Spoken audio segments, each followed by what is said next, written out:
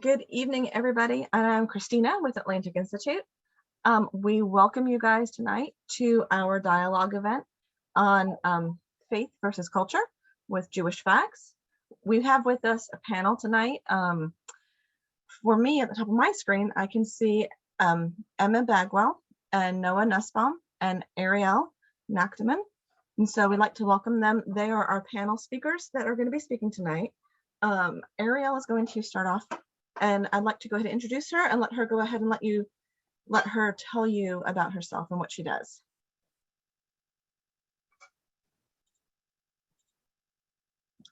Go ahead, unmute. There we go. Okay, my connection is a little laggy, but it's lovely to be here with all of you this evening, and having Emmy from Clemson and Noah from some real world, very interesting feedback of what it's like to be a Jew on campus. I am the co-president of Jewish Federation of Greenville. I also work nationally on ADL projects, and I'm also the regional community director for Southern NCSY and working on 2 Holocaust-related projects in Greenville. Thank you. Also, at the end of our presentation, I'm going to have her share with you a little bit about the Hate Ends Now tour that's going around. And if you'd like to, I'd love for you to share a little bit about the bill that you're working on, just to help spread some awareness of it. So I'll go ahead and let you get started. We're going to have our speakers speak, and if you have questions, you can put them in the chat, and I can ask questions, or at the end of the presentation, if you'd like to, you can raise your hand and ask a question as well. All right. Can everybody see my screen? Yep. Okay. So all about Judaism. It's a little bit about who I am. Like I said, Greenville Jewish Federation co-president, and also a Glass Leadership Institute fellow. So some of the things that I kind of wanted to bridge right now of common misconceptions or things that are very interesting about Judaism. So Jews, Israelites, and the Hebrews are all of the same people. Abraham, the father of the Jewish people, was called a Hebrew, and that is where that reference comes from. His grandson, Jacob, was renamed Israel by God, and his children were known as the people of Israel. In time, descendants of King David from the tribe of Judah ruled over the bulk of the Israelites living in the land of Israel, and the people took the name Jews, which is now more common. These 3 names are generally interchangeable, and it depends on the time and place in the context of history. Another one is that there is only one God as a monotheistic religion. Judaism believes that there is one invisible creator of heaven and earth. He has no children and no need for helpers, nor does anything have independent power. As Satan or Lucifer and other contexts of religion. In Judaism, he is an angel with a unique job description. God does, however, by several names, which are so sacred to the Jews, and they only use them in prayer. In everyday speech, they generally refer to God as Hashem, or the Hebrew of the name. And mitzvahs are very important to how the Jews live Jewishly. I can say that just from the beginning of, I have 4 children, and wrapped within their context of culture and understanding their identity, a mitzvah, or to give back to your community, is such a sacred thing. So in the Torah, God tells the Jewish people to follow his commandments. There are 613 of them, and those are mitzvahs. For the Jewish person, they are not suggestions or a way to say, that they are for yourself, but they are actually to bring us closer to God. So every day it's part of our beliefs to do a mitzvah for someone, or an animal, or the environment, and that is something that we very much hold dear. So and I don't know if Emmy and Noah, if you have any sort of reflection of how mitzvahs or how you have aligned yourself with the idea of mitzvot. I would say that the concept of mitzvahs, it started very young, and it really came to a spearhead for me when I went through my bat mitzvah, which is the rite of passage of a 13-year-old girl, or in the case of a boy, it's a bar mitzvah. And this is where a child is coming into adulthood. You read the Torah. And I was required to do a mitzvah project, or community service project, actually, for mine. So I collected old coats for a homeless shelter, just because mine was in November when it's getting cold out. And it's a project that the whole community comes together to do for every bar and bat mitzvah. And it's giving back to the community, but it's also the Jewish community working together to sort of complete these mitzvot. I'd say one thing is like kind of like Emmy, how you were saying, like it's really oftentimes a way that like this community can come together. We're about to approach the Jewish holiday of Purim. And then typically we make these mishloach manot, which are essentially gift baskets that we give out to other people in the community and stuff. And oftentimes many of my family members and other people, other friends and stuff, we all come together, we all bring things to put in the basket. And it's this beautiful thing. I remember when I was learning early on in my Jewish education that the idea of mitzvah, I think the typical image that non-Jews get from mitzvot are their laws and stuff. And while technically, they are on a logical level laws, I think there's a deeper dimension to that in the Jewish faith. I was taught to think of it as, yes, a commandment, but also a connection. It's a connection with Hashem. It's one way to know, like, well, there's always something like you could want me to do, because we have these 613 mitzvot. And obviously it's beautiful when you see it. When you see the actual results in your life and stuff, you're really helping people out. Right. And Jewish people began as slaves. We know the story in the book of Exodus and how the Jewish people were freed out of Egypt and through Moses. And it was a forming for people to understand empathy for others less fortunate and to have them accept the communal right of the Torah. And the other thing that I feel is one of the misconceptions with Judaism is women are king or queen, if you will. And Judaism is passed down from generation to generation. And the Jewish woman is really, the woman is the artery of which Judaism is transmitted. So when God communicated the Torah at Sinai, he spoke to a woman first.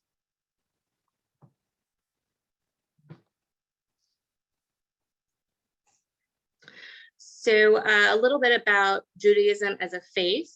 The religion is one of the oldest in recorded history, dating back to over 3,500 years. And it's very interesting, I guess. It is the oldest monotheistic, one God religion. And it's more of a ethnical comprising rich in history. A lot of even our celebrations, like Purim that Noah just brought up, are very ingrained in history, and that's it flows through our food, in our stories, and how we celebrate our culture and our religion.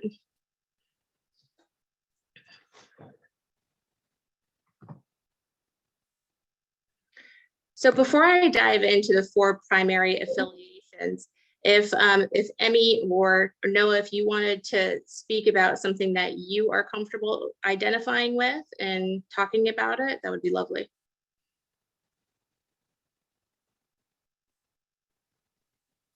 I mean, so interesting story. So my father was raised Orthodox, comes from a long line of Orthodox rabbis. But my mother originally was not Jewish. So when she gave birth to me, because, as you're saying, women are king, Judaism's carried through the mother, and I wasn't born Jewish. But they still said, we want to raise our son Jewish. So was raised Jewish, and eventually we underwent an Orthodox conversion about 12 years ago. Your whole And, family? I mean, your mother? Yeah, so my mother had to go first, and then me, and then my younger sister also. We converted with the Chabad of Georgia, and the very, very serious process. But I'd say in my typical life, I don't look like an Orthodox Jew or anything. So I typically, I run into synagogues that identify this as conservadox, which is kind of middle of the road between the two. I'd say my education and such has all been Orthodox, and many of my beliefs, I believe, are Orthodox, but you wouldn't guess it from looking at me. There's no one type that fits all within Judaism. We're all unique. And go ahead. Oh, sorry. I grew up in a Reform synagogue community. So we definitely had, everyone was bar and bat mitzvah, but there were a lot of families that had usually a Jewish mother and a father that was of a different faith was a pretty big part of our community. So a lot of the children that I went to synagogue with grew up in mostly Jewish homes, but very aware of their other parents' faith as well. So it was always a very open environment that was really open to interfaith discussion, which was something that I really valued from my Jewish upbringing. And I work a lot in the interfaith space as well, not only culturally, and I'll get back to my background story a little bit later, but also through PJ Library, and just involved in the community. And I think that, we're always going to be like stronger when we're together, and we can figure out so much more that we have in common than we have apart. And just to dive in a little bit more detail of Orthodox Judaism, the Jews that identify more in Orthodox keep more of the historical tradition, rules, laws, kosher, make sure that they don't eat meat with cheese, shellfish, no bacon, no bacon. And then with Reform, it's a little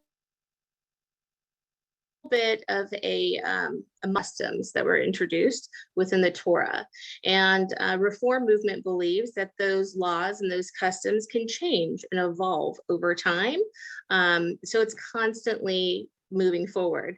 And as Noah said, conservative, Orthodox, conservative is right in that middle ground, conservadox, where they keep a lot of the traditions, dietary with dietary kosher, making sure that that is very much separated. Same thing with attire, with attending services, and also keeping the tradition of the kippah. So on the wall right here, you see a traditional head covering, and that is called a kippah. Anything else? Did I miss anything on that? Emmy and Noah?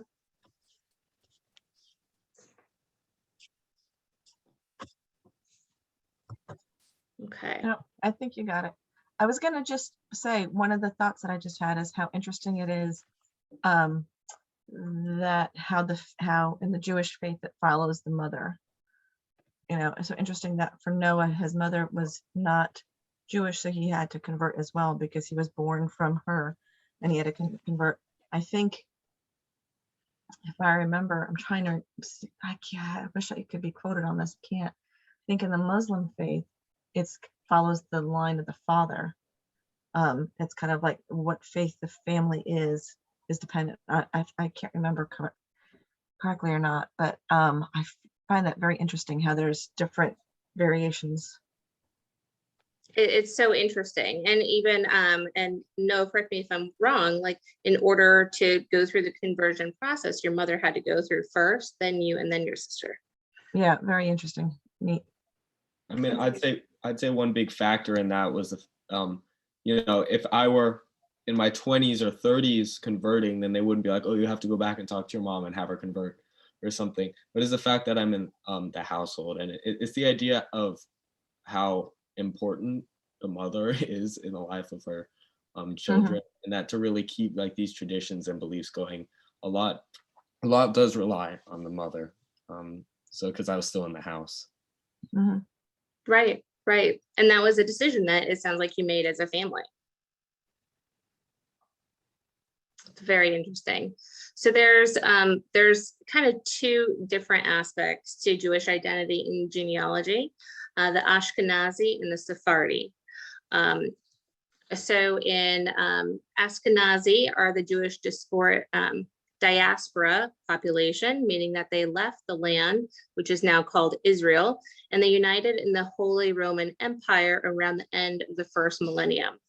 The traditional diaspora language of Ashkenazi Jews is Yiddish, a Germanic language with elements of Hebrew, Aramaic, and Slavic, developed after they had moved into Northern Europe, beginning with Germany and France in the Middle Ages. And for centuries, they used Hebrew only as a sacred language, until the revival of Hebrew as a common language in the 20th century. Throughout their time in Europe, Ashkenazis have made many important cultural contributions to philosophy, scholarship, literature, and art, music, and science. So I know I have celebrities up right now. That's for a specific point, but also those were very important contributions that live on today.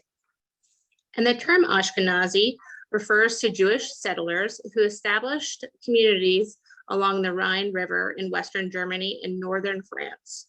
Once there, they adapted traditions and carried from Babylon and the Holy Land in the Western Mediterranean to their new environments. In the late Middle Ages, due to religious persecution, the majority of the Ashkenazi population shifted steadily eastward, moving out of the Holy Roman Empire into the areas later that were part of Polish Lithuania and the Commonwealth, comprising parts of present-day Belarus, Estonia, Latvia, Lithuania, Moldavia, Poland, Russia, Slovakia, and Ukraine. And Ukraine now, well, before the war, was the world's third or fourth largest Jewish community, estimating 120 to 400,000 Jews living in that area. And in the course of the late 18th and 19th century, those Jews who remained in or returned to German lands generated a cultural reorientation under the influence and struggles, very much so, within their environments. And they struggled for emancipation, as well as the intellectual and cultural ferment in urban centers. They gradually the use of Yiddish and adopted German. So it is estimated that in the 11th century, Ashkenazi Jews composed 3% of the world's total Jewish population, while in an estimate made in 1930 had them peak at 92% of the world's population.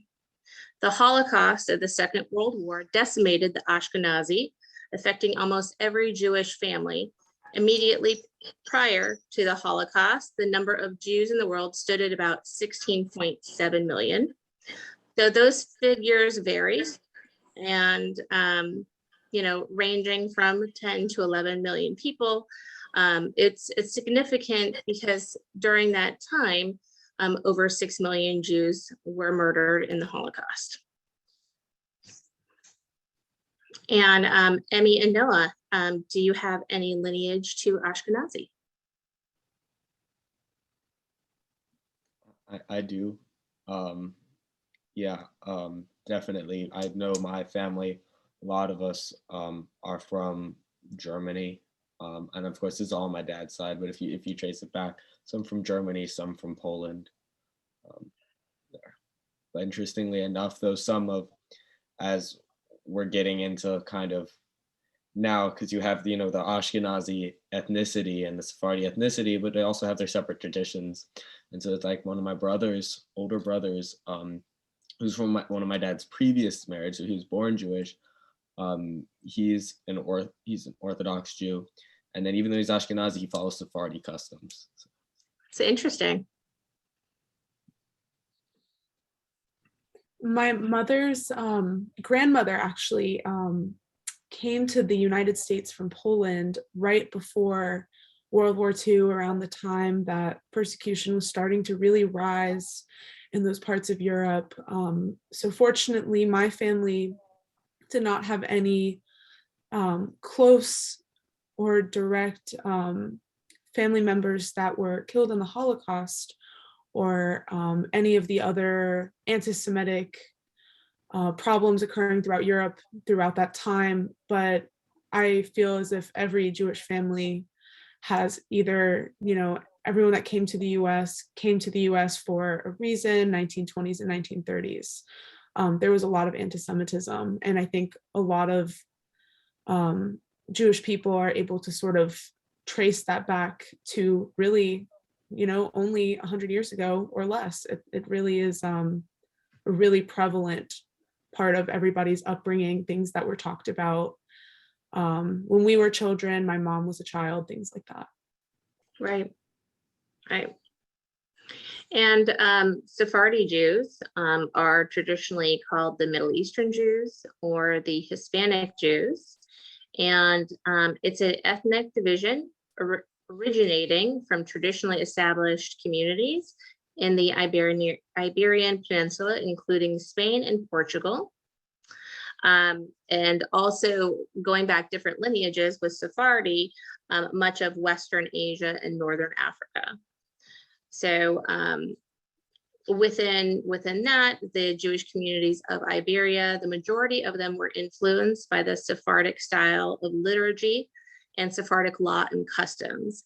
As Noah was just saying, and Emmy, the differences culturally in even celebrating a wedding or dance styles are considerable between Ashkenazi and Sephardi. And that continued until the late 15th century, and included much of modern day Morocco, Algeria, Tanzania, Libya, and Egypt, southeastern and southern Europe, including France, Italy, Greece, Bulgaria, northern Macedonia, Western Asia, including Turkey, Lebanon, Syria, Iraq, and Iran. And really, from my personal story, I married an Israeli, and his background is half Ashkenazi from Russia and Poland, and half Sephardi from Yemen. And so we have a very interesting genetic mix. I am going back multiple generations, Irish, and that is here. So in composition of these different photos that you're looking at, one of the things that often I've heard is, oh, you don't look Jewish, or that's so interesting, like I didn't know. And that's silly, because from identity and genealogy, as you would look at anybody, it's such a unique thing of how the genes come together and have that cultural representation. Okay, this one I'm going to leave to Emmy and Noah. Who wants to take on Jewish foods and what they mean?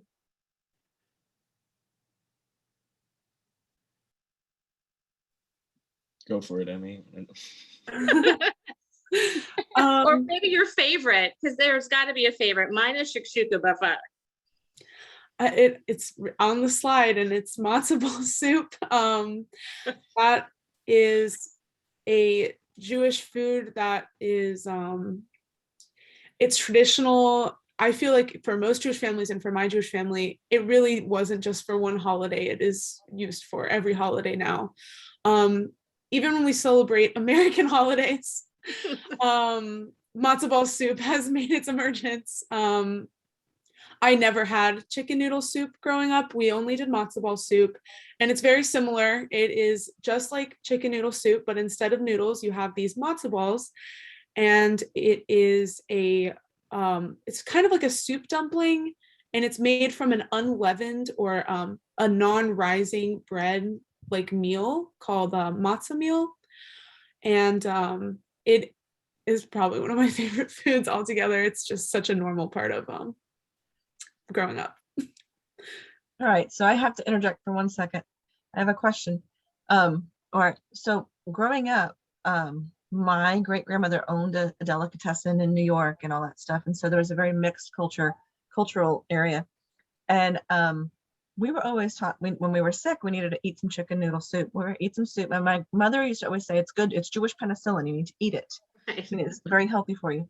But I'm thinking, if you're saying you don't normally eat like chicken noodle soup, you ate matzo ball soup, that's a totally different soup. Because I mean, I've made matzo ball soup, and I've had it here, and actually everybody really loved it. But I'm just thinking, like, there's some that's interesting. That's an interesting difference. Yeah, my kids love the mix of all the things. So we do matzo ball soup, then we'll have egg noodles with it sometimes, or we put chicken in it. Mm-hmm. That's what we do. I mean, I'll say, I think the same thing for like matzo ball soup's the default. It is the default meal, especially when I am sick. I remember I had a cold in the fall, and then I told Rabbi Kesselman that I couldn't come teach at the Hebrew school that weekend because I wasn't feeling well, and he was like, "Oh, you just need matzo ball soup." So he actually stopped by the door and gave me matzo ball soup, and it was better the next day. So it has this amazing like placebo effect that, oh, everything's fine now. I think my personal favorite on this slide there is the Hamantaschen, which we'll be eating in a few weeks for Purim. It's very fun to make. I remember in Hebrew school we'd always make them. It's essentially, you know, this like cookie with you put whatever you want in it. Some people put like the brownie mix, and some people, I mean, the most common I'd say is strawberry jam and stuff. And that looks like apricot jam, which is common. And then you just wedge it into this little triangle. And I think it's so delicious because we only get it for a limited part of the year. That's so true. Who wants to touch on gefilte fish? That is the one thing my mother said she would never eat. Many years ago, she was in a foster parent training, and they were trying to talk about cultural identities and children that come in, and they said, if you have a Jewish child come to your home, she said, oh no. Well, she's like, oh no, she heard it. You're gonna have gefilte fish. She's like, oh, I can't do it. I'd refer to it as the meatloaf of fish. It's a good way. I think the one on the slide, that's one of the ones from the jars, and I'm not so big on those. But I know my mom, she gets kind of like this loaf that she boils and stuff, and I think it's a lot better. I know my great grandmother, she used to actually get the white fish, and then it would be swimming in the bathtub before the Sabbath and stuff, and then she'd make it essentially from the swimming fish. So. Yes. Yeah, and it's just a mixture of ground deboned fish, carp, whitefish, pike, and we form little meatloaves out of it and eat it. It's very popular in Ashkenazi. Did he say it's boiled, or is it baked? It's poached. Oh, okay. Mm-hmm. Like I said, my favorite is shakshuka. I think it's one of the first things that my Israeli husband made, and I've just been obsessed with it ever since. It comes out of North Africa, and when tomatoes were introduced into the region, and it's delicious. So you have tomatoes, a lot of different spices, parsley on top. One of my favorite go-tos. I love Shakshuka. I didn't associate it with Jewish culture at all. I don't know why.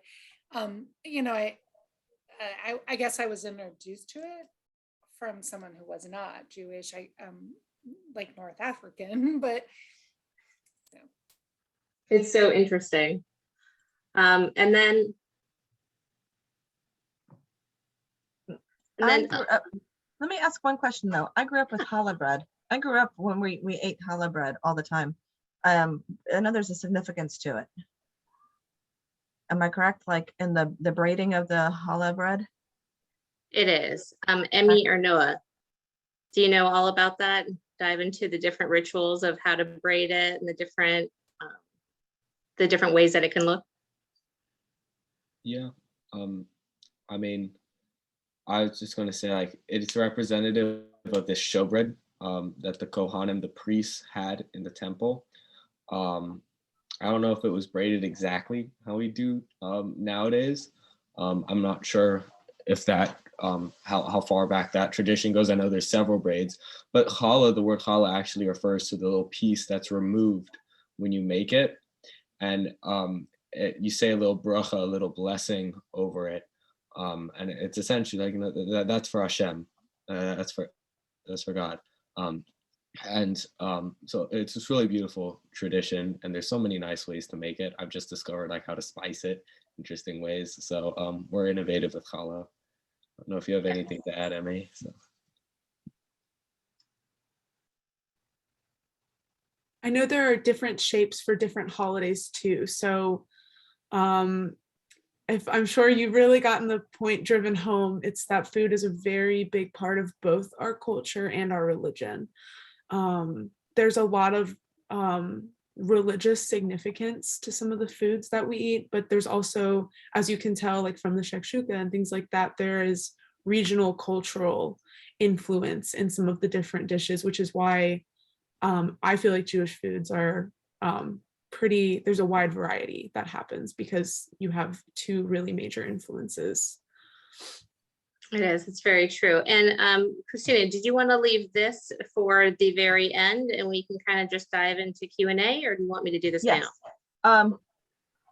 You know what, go ahead and share about it now, because that way if we have any questions, we can ask that. Okay, that's perfect.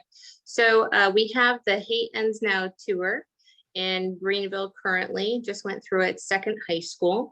And this initiative was created by Shadowlight, which is a nonprofit out of Canada, to really create a dialogue around the issues of rising anti-Semitism, hate, and really bring education in a way that's a very immersive experience, allows you to ask a lot of questions, and the reflections of it are really geared to tolerance and hope.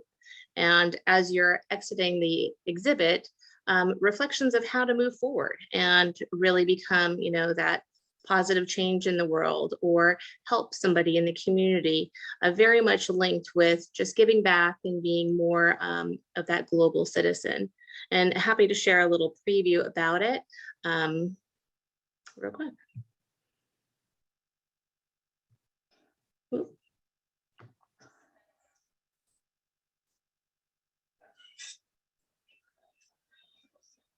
I don't know if you optimized for sound. Yeah, I don't hear.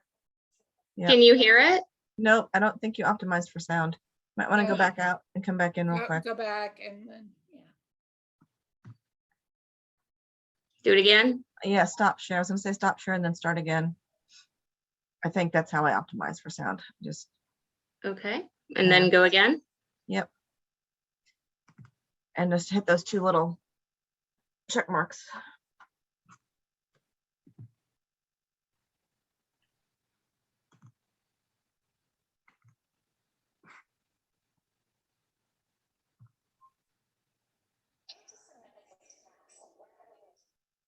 All right. Nope, I don't think it did it still.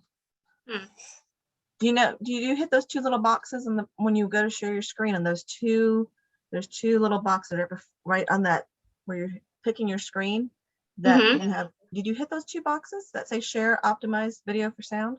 Yeah.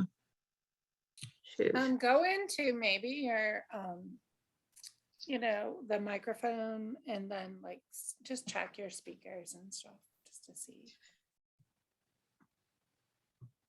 All right, I was gonna say, let me go ahead and see if you guys have any. Oh wait, she could put it.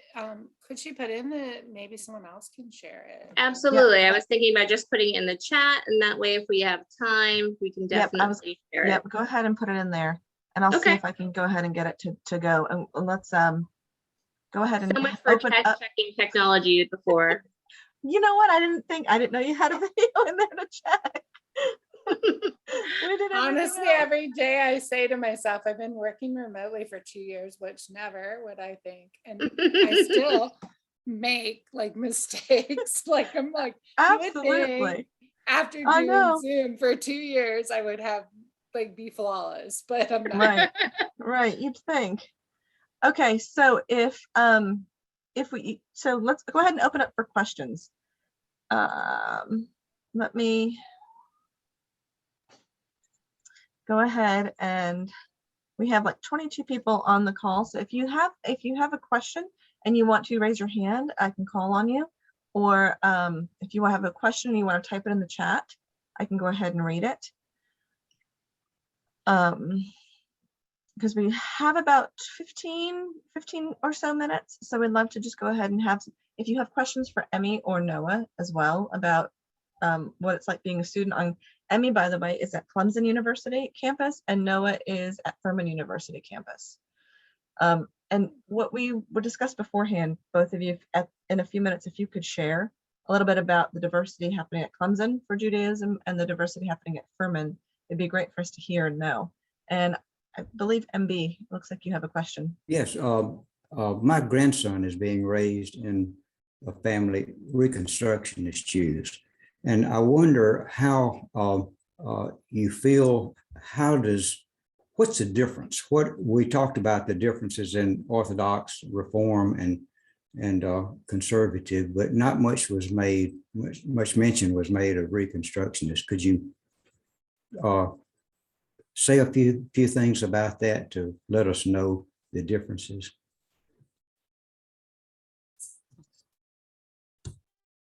Emmy and Noah, do you have experience with Reconstructionists?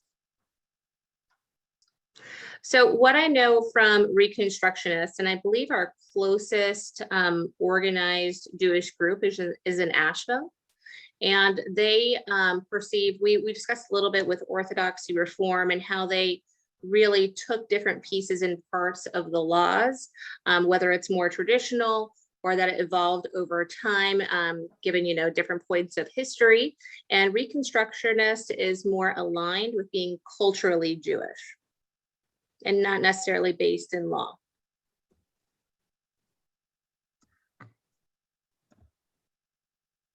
Great question.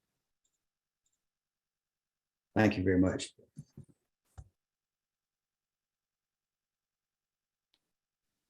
I think if I can add like one thing is, I think there's a common misconception, like you could place all these main affiliations of Judaism kind of on a spectrum, from like number of laws observed, from one aspect to another, and then stringency also. And I just want to say, like, I think there would be a common misconception coming from it, even as someone who's been raised Jewish, that, oh, they probably like think bad things about each other. Oh, this person's not observing anything, or that person's observing too much. But I think Judaism is an ethno-religion, and we have this beautiful common ground, common saying that I've been taught by Orthodox and conservative and Reform Jews, and that's a Jew is a Jew. And I think the fact that we're all on here, varying levels of observance and such, and all from different backgrounds, says a lot about that. Really, the fact that we are still all one religion. Oh, that's such a good point, Noah. And I would even say to that I converted to Judaism when I was 21, when I met my husband, raised very from a Christian background before then.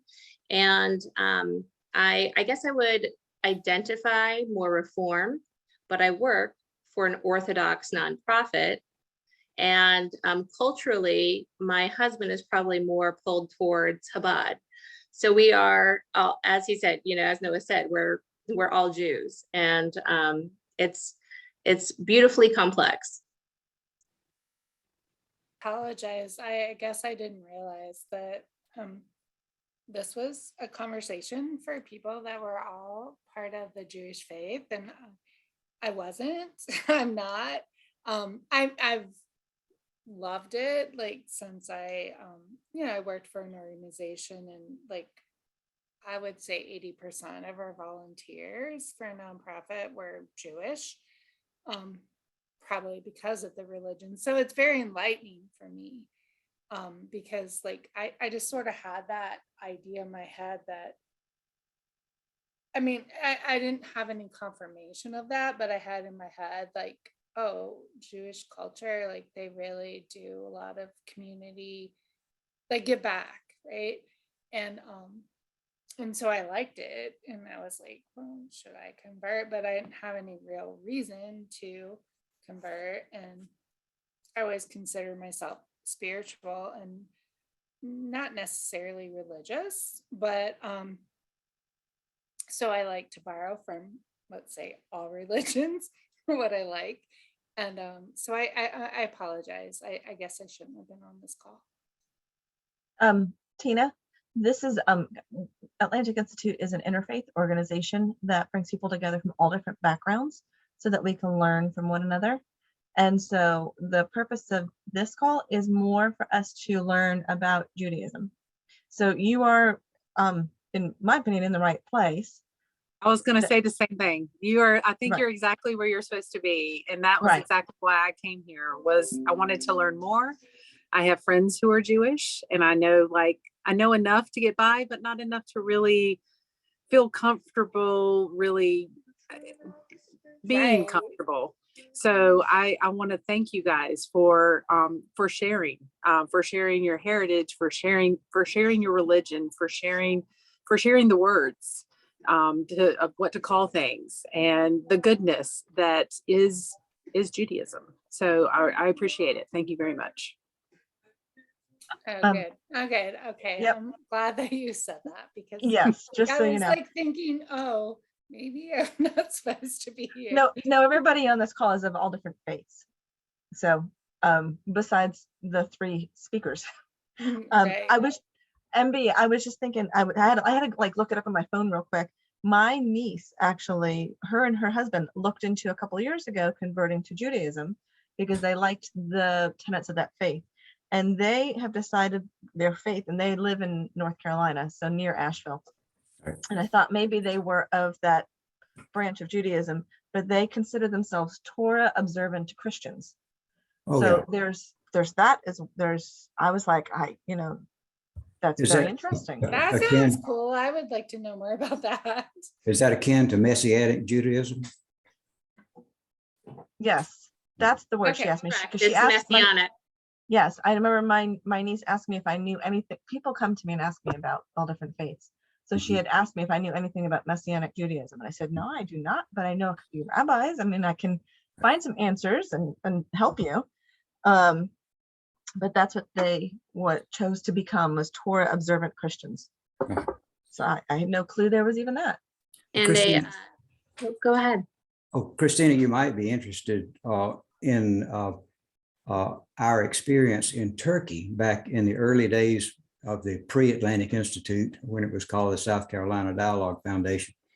We went to the Jewish Museum in Istanbul, and there we learned about the diaspora of Jews, especially Sephardic Jews, being kicked out by Ferdinand and Isabella from the Iberian Peninsula. And they were welcomed in Turkey, and especially in Bursa, Turkey. So there is a link there between Judaism and Islam that in certain areas of the world is quite strong. And for the people who are interested in the Atlantic Institute, I think that's an important point. Yes, very true. There are some places around the world where some of the faiths come together and they're really strong existing together. Cheryl had a question before, and she was saying, are there specific things you do for a mitzvah? And I'm assuming, Cheryl, do you mean like the bar mitzvah and bat mitzvah, right? Yes. So I believe, Noah, you've had a bar mitzvah, and Emma, you've had a bat mitzvah. So could you guys share with us some of the specific things that you had to do for those? And we'll have Yes. Emmy go first. Okay, sounds good. So I spent it really starts when you're very young and you start studying Torah, and you learn all of the stories. You know, we started in English because predominantly we speak English in South Carolina, and eventually worked up to learning more Hebrew, learning how to read in Hebrew. And when it came time for the bat mitzvah, you spent time every week with the rabbi studying it's called the Parsha. And what that means is it's the portion of the Torah that is to be read on the date of your bar bat mitzvah. So we repeat reading the Torah every year. We actually have a holiday called Simchat Torah, and it is sort of the unraveling and the restarting of reading it every year. And so kind of they tend to fall around certain stories on certain days of the year. It tends to follow a pattern, which is sort of why we have holidays the same time. Anyway, so my portion was the death of Sarah, who was the wife of Abraham. And so I learned how to read this in Hebrew, translate it to English. And we went through a very traditional, both Friday night Shabbat to Saturday morning Shabbat service, both reading the Torah portion and having all of the prayers that go along with that. And then our synagogue opted for all of the bar and bat mitzvah students to also write a sermon type speech to go with their Torah portion. And then afterwards, the most memorable part of a bar and bat mitzvah is a very big party. They always say it's the biggest party in a Jewish girl's life besides her wedding. So it is very big, a very big family event and a very joyous life event. And it's commemorating years of studying the Torah and years of studying the Jewish faith and then becoming an adult or seen as an adult within the Jewish community. Very good. Thank you for sharing. Can I keep this one? Sorry, I'm having a slight interruption. It's okay. You're juggling multiple things right now. We're Noah, used to it. No, I'm trying to We're find used Noah to in it. here. Like I'm used to it. I'm trying to find Noah in here in my line up at the top. Noah, if you could share with us, that'd be great. Yeah. So first off, like I was always told this by my grandfather, and then by the rabbi I grew up with, and then they were always like, you know, you go back 100 years ago and a bar mitzvah was an entirely different thing. Because I mean, kind of like Emmy said, like at its core level, a bar mitzvah is just it's a coming of age event to becoming an adult in the eyes of I think Jewish law. I think this is when you assume responsibility.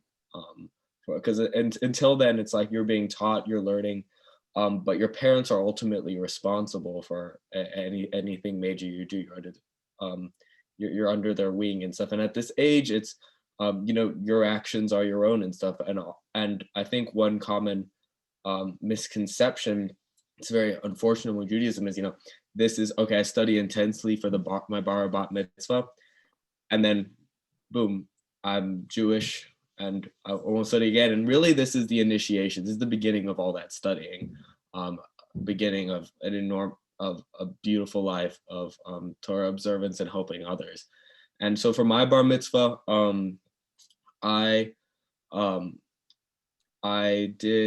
my rabbi was kind of like, okay, well, you have to at least read a little bit of the Torah, and you should give a sermon called the Devar Torah, but anything else you want to do.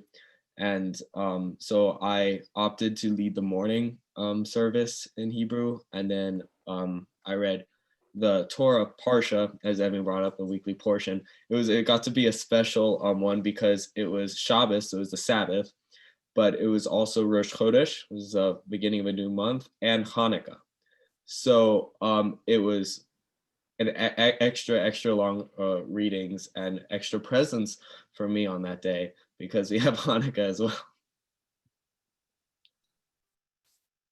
Very good. Do you, Cheryl was also asking if do you sing hymns in your services? Noah, if you want to go ahead and answer that one real quick. Okay. I mean, I'll say one thing, like my services and Emmy's services probably look very different.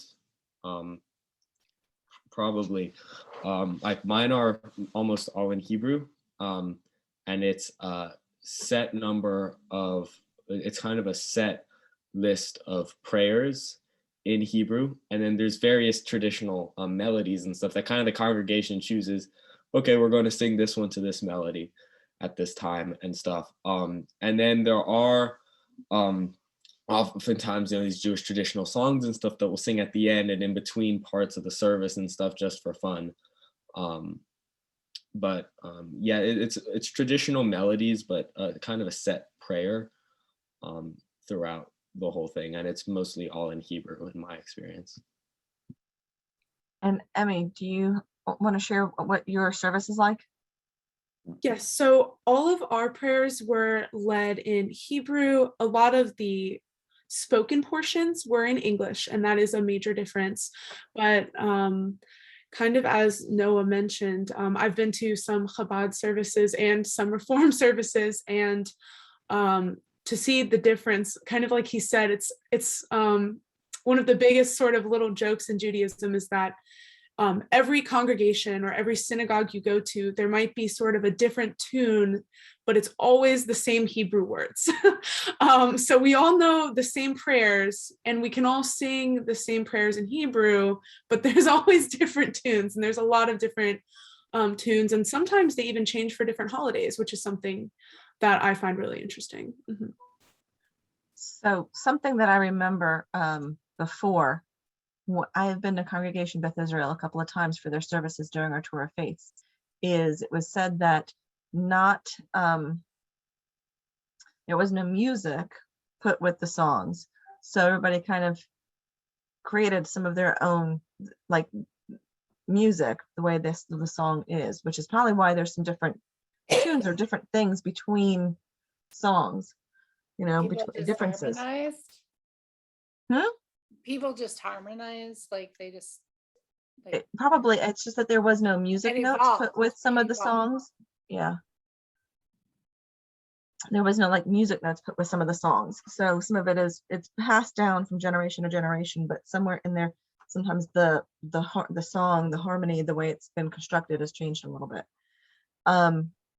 which I thought was kind of neat. And there's a couple of, I mean, I've sung along in Hebrew because I could sit and I could read it. If you've never been to a Jewish synagogue, has anybody, I don't want to do a show of hands, thinking I was going to, but it's a very different experience, and I would highly recommend that any of you that can to go to a Jewish synagogue and go experience what one of the services is like. You can ask ahead of time. Sometimes Friday evening is good to go to. Sometimes Saturday is like could be like 3 hours. I know in the past, like when we've done Tour of Faiths, we've always done a Friday evening because Rabbi Marco would say that's going to be a shorter service. We'll be here for like an hour and a half maybe. And, you know, not everybody has the attention span to sit for those 3 hours in a service. I have been over to the other, I know Cheryl, you were asking about instruments. I have been over to the other synagogue and stuff during the Jewish festival that they've had, and they've had some of the traditional instruments up on stage, and they've played those as well, which has been very interesting. It's been very neat. I know we need to wrap up here for a second, so I do want to share my screen for a second and see if I can go ahead and play this. I just want to say really quickly that, like, I'm so glad I came to this. I'm going to share this. I live in the Northeast now, but I was in South Carolina right out of school, and it was not very welcoming to the Jewish faith at that time. And we had a kayak instructor, and he was Jewish, and my friend basically told him he was.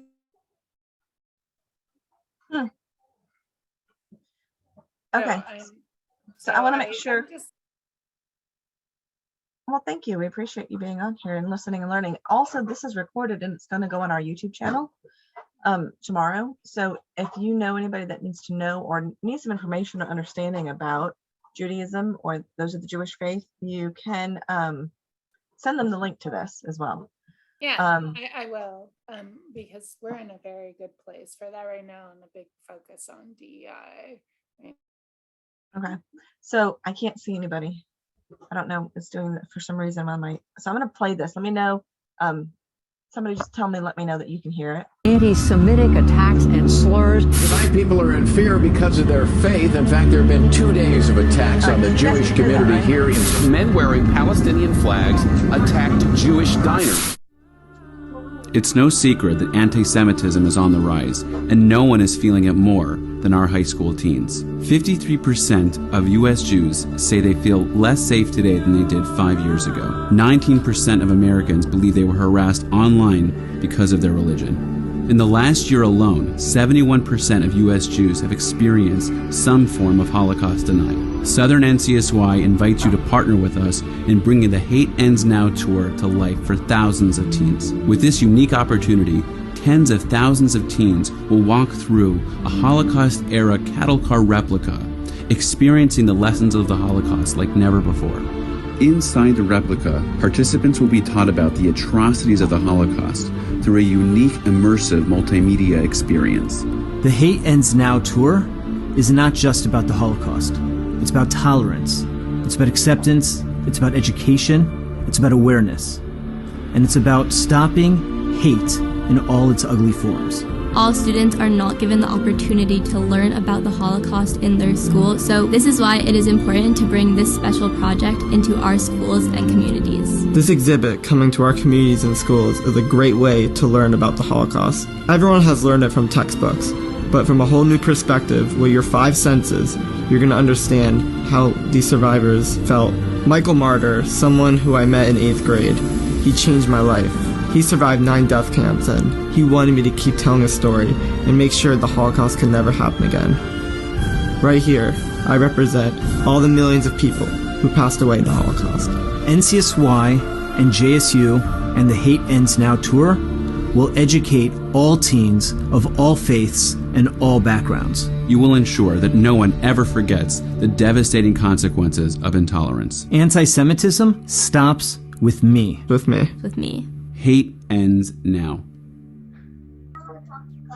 Okay, so there you go. I think everybody did get to see that, right? It was clear. Our own contribution, like how do we contribute if it is? So we have on March 16th, you can go to the exhibit yourself. It'll be at First Baptist Greenville, and at the 17th and 18th of March, it'll be at Upcountry History Museum.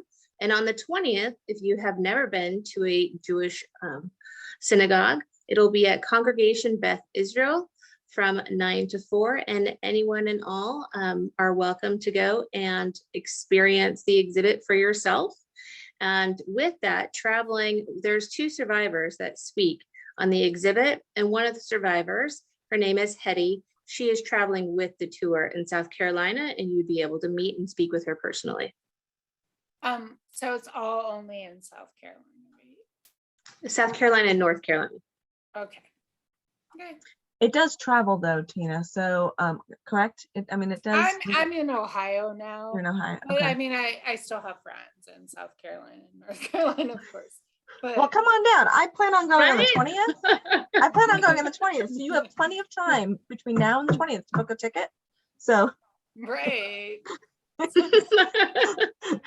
come on down. All right. We had one more. I know it's 8:18 and usually I end here shortly, but Nori was curious could you please explain what was said earlier about a woman heard the voice of Hashem first on Sinai. I thought that only Moses heard directly from Hashem. I don't know if that's something that can be answered. That's a question that I was going to say, if Noah, from Bod Teachings, if you have more insight to this. Yeah, so I think, most people, regardless of your religion, when I say the 10 commandments, we know that refers to. And the interesting thing is, all the Jews were assembled at Har Sinai at Mount Sinai waiting for Torah. And then Hashem actually spoke. He spoke the first commandment. I get to everybody. And I have heard this before, that the women were the ones to hear it first. But a fun fact is, I know the voice was so powerful, everybody passed out the first time. And that's why he had to start saying it to Moshe, because it was the Shekhinah, it was the godly presence on Har Sinai. And but yeah, I do believe it was just the women were the first one to speak. I mean, I think, a lot of these things religiously can also be taken on another level. Maybe his words resonated first with the women. So I think there's a lot of ways you could take it. Thank you. I appreciate that. Can you, Emmy, can you do me a favor and just touch first 1 second on the advancements Clemson has made? Because I did mention that earlier and I don't want to forget that. This is just going to be ending, Ted. Yes. So Clemson is a school. It started in the 1800s. So Clemson is a very respected institution throughout the United States. It is a public university, and it is traditionally not in an area that has a very high Jewish population. But in recent years, we've had a really great influx of Jewish students coming in. And as the president of Hillel, the Jewish student organization here, we've been able to finally sort of expand some of our funding, expand some of our recognition and programming in order to accommodate these growing numbers. And we have currently the largest participating Hillel class we have had in nearly 85 years of being a Hillel at Clemson, which is wonderful news.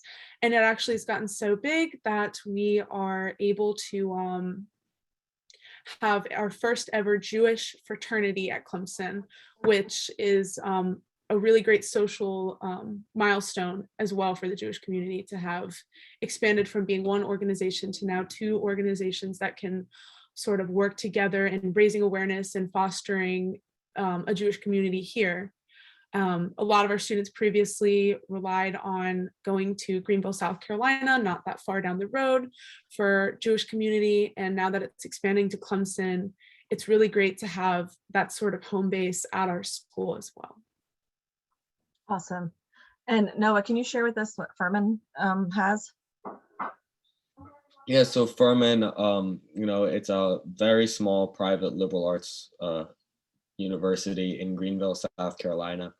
And I'm sure proportionally, it probably has the same proportion of Jewish students that we have at Clemson, but because Furman's so much smaller, has just over 2,000 undergrads, we have probably around 20 something Jews on campus, which is the largest number in Furman history. And about half of those are freshmen. And this year, when I came, just at the beginning of my freshman year, there wasn't much as far as, it was largely the camaraderie that was there. And I definitely say that's the most important, and then they get dinners together, and then maybe on the high holidays they meet up. But nowadays, we're going to Shabbos, the Sabbath dinner and stuff. And then we're going to more festivities together, and we may even start Torah studies together soon. So it's very quickly growing as of this year. And the fact that most of the numbers are in the freshman and sophomore class hopefully says a lot about our future. Very cool, very cool. All right, so before we finish, because I know we're running over, Ariel, if you could touch on what's consuming your time right now. I do just want to share this just so that there's some awareness. Although, Atlantic Institute, we strive to stay neutral in lots of areas and just disseminate information. I just want to share some of the information that she is working on. Yes, thank you. So in South Carolina right now, we have a few, 3 currently, anti-CRT bills, which CRT is critical race theory, that have been proposed in South Carolina. And one of the, I guess if those bills were to move forward, something that could potentially not be happening anymore in the state of South Carolina is Holocaust education.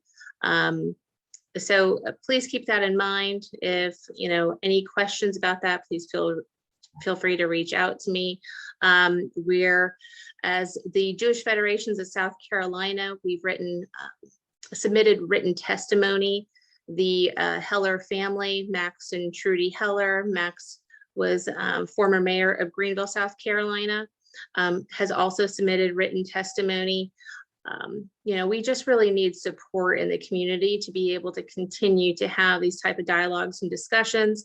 It's more important than ever in public schools, charter schools, and private schools to be able to continue to educate about the Holocaust so it doesn't happen again.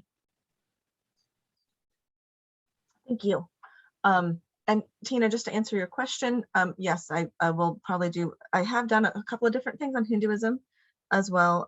The faith versus culture is kind of like a series that we're kind of stepping through. We did Muslim a couple months ago. Now we're doing Judaism, or we're going to move through a couple other faiths, just so we have some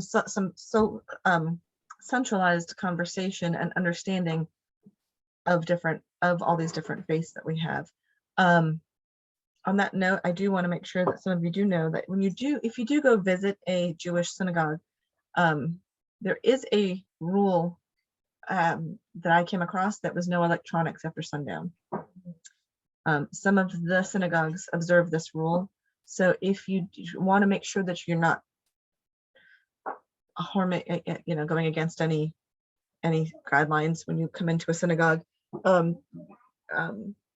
that's just one of those things that I figured I would just came in my mind, and I thought I would just let you guys know that do not pull your phone out after sundown.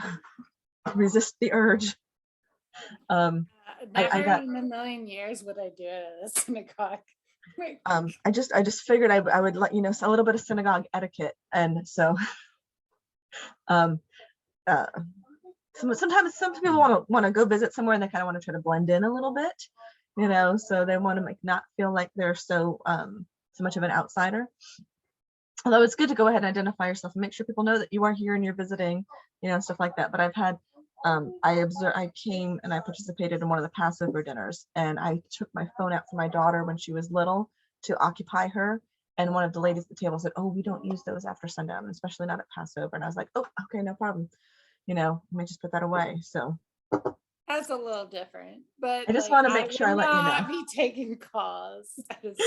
Yeah, don't take calls. Don't take a picture. Don't post it. It's a private thing. So I want to thank you all for being here and being on here tonight.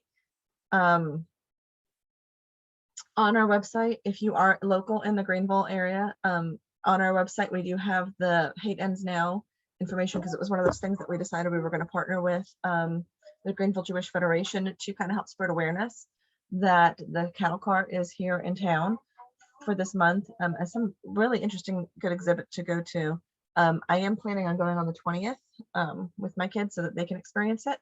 So if you want to come say hi, you can come up on the 20th to Congregation Beth Israel. And with that, I think we can conclude for the evening. So thank you very much. I appreciate you guys. Thank you. Thank you, Noah and Emmy and Ariel, for being on here and for sharing with us about the Jewish faith and helping to enlighten us. I hope everybody has enjoyed it. If you'd like to go ahead and unmute yourselves, you can, and you can say good night and good evening, or say thank you if you like. And you all drive safely. Thank you all. Thank you very much. Very interesting. Thank you.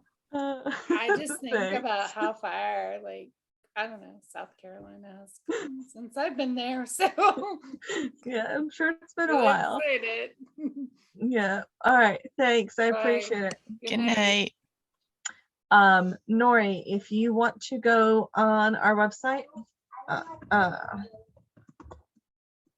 I'm going to put it here in the chat. Atlantic Institute sc.org. Go on there, and it's in the I mean, I can share my screen and I can show you, but which might be easier if you want to go on the website and go look at where it's at. It's at the high schools, and then it's been Emmy, I don't know if you guys want to have a group from Clemson come over, and come experience it. It might be kind of interesting for some of the students to come over and experience it too. I'll definitely put that on our Hillel calendar. I think that's So take a look at the website, and you should be able to see where the locations that it's going to be at. All right. So thank you, everybody. You guys have a good night. Thank you so much. Thank you.